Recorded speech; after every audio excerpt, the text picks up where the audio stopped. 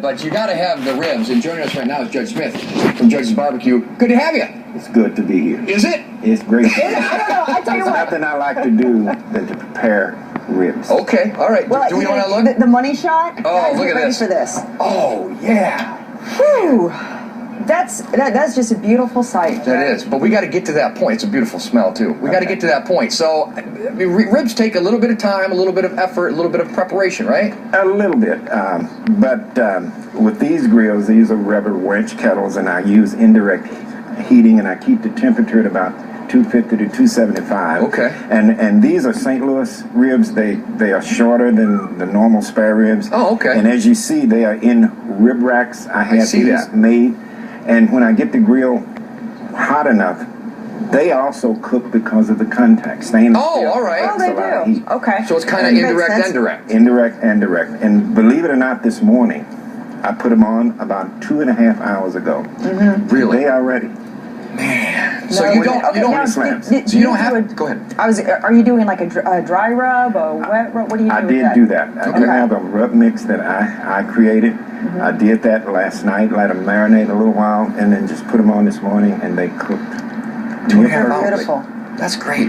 What's the biggest mistake people make when making ribs at home? Where do we go wrong? The secret to good ribs, you can never be in a hurry. Okay. So you got to take your time and let them cook. Don't force them, because when you do, you're going to scorch them, burn them, and they're going to be tough.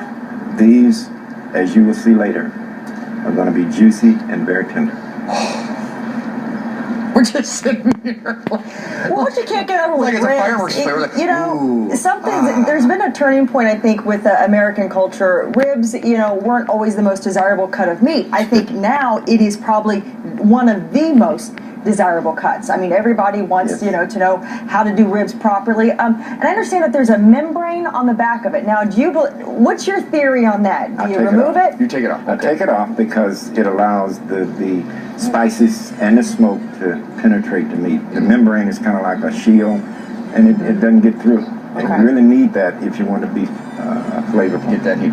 Now, a lot of people think they're the king of their own backyard, king of the ribs, whatever. To take it and make it a business is a big leap. When did you decide, hey, my ribs are good enough for other people to enjoy and pay for the privilege?